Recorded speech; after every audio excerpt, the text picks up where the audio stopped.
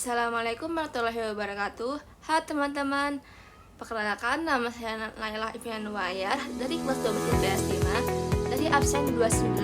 Kali ini saya akan menjelaskan pola keruangan kota dan desa. Kalian udah tahu belum apa itu pola keruangan kota dan desa? Kalau belum, mari kita simak video ini ya. A few moments later. Apa yang kalian ketahui tentang desa? Desa itu adalah damai, indah, dan juga tenang. Desa itu dalam Sanskertanya yang artinya Delhi, yang artinya itu adalah tanah kelahiran. Pengertian desa itu adalah perwujudan geografis yang ditimbulkan oleh unsur politik, kultural, fisiografis, dan juga ekonomi. Pengertian desa menurut buku RI nomor 22 tahun 1999 itu adalah kesatuan masyarakat yang berhak mengatur kewenangan dan mengurus masyarakat yang berdasarkan adat istiadatnya.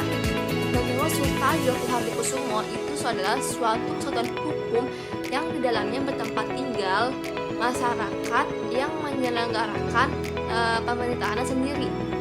Setelah itu ada macam-macam desa. Yang pertama ada desa tradisional, yaitu desa yang masih sangat tradisional.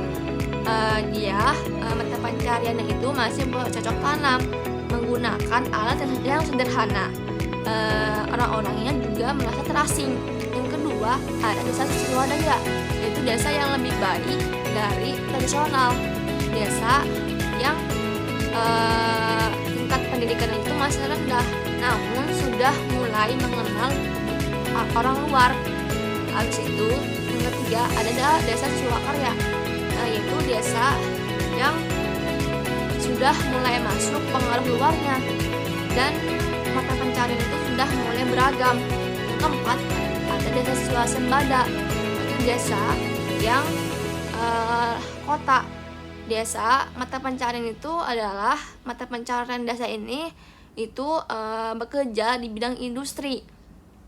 Tingkat pendidikan itu sudah mulai tinggi dan berpikir secara rasional. Setelah itu ada fungsi pemanfaatan desa.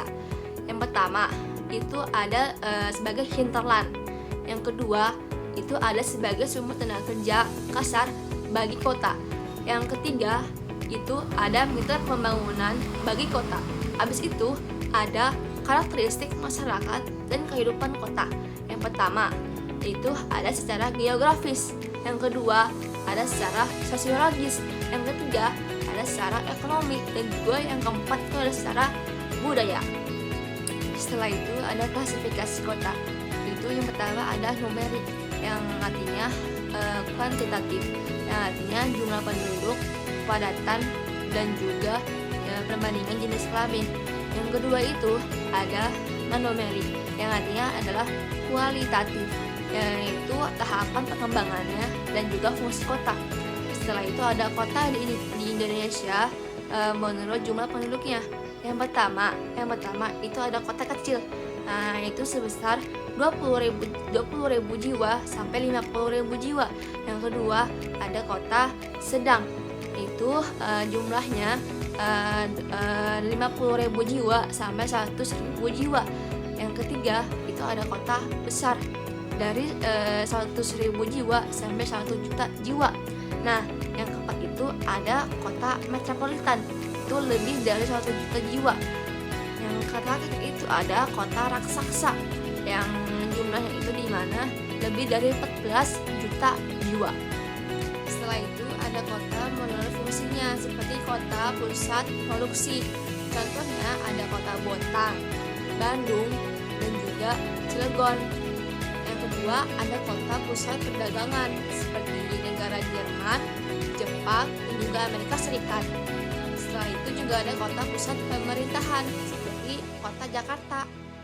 Setelah itu ada juga kota tahap perkembangannya, seperti tahap aeropolis, tahap polis, tahap metropolis, tahap megapolis, tahap trinopolis, dan tahap nekropolis. Setelah itu juga ada berdasarkan bentuk bangunannya, seperti stadia infantil, stadia juvenil, mature, dan juga senil.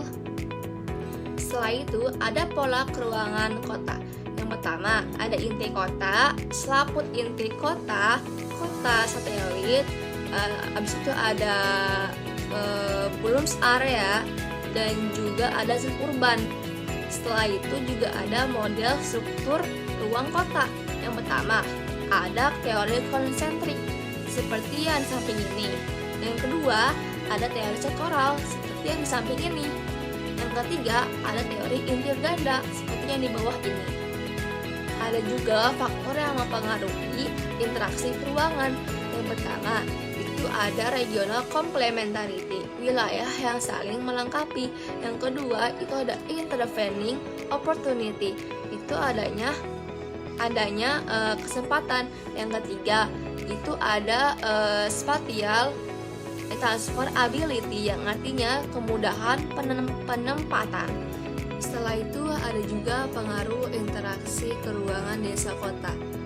Pengaruh positifnya bagi desa itu adalah pengembangan fasilitas pendidikan, pengembangan sarana transportasi, dan juga ada pengaruh negatif bagi desa. Yang pertama ada rusaknya ekosistem desa. Yang kedua ada perpindahan penduduk usia muda ke kota. Setelah itu ada juga pengaruh interaksi keruangan desa kota. Pengaruh positifnya bagi desa itu adalah pengembangan fasilitas pendidikan, pengembangan sarana transportasi, dan juga ada pengaruh negatif bagi desa.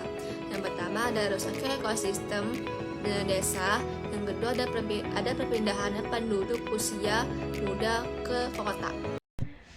Sekian dari saya materi yang saya sampaikan tentang pola keruangan kota desa. Kurangnya mohon maaf apabila ada salah kata. Wassalamualaikum warahmatullahi wabarakatuh.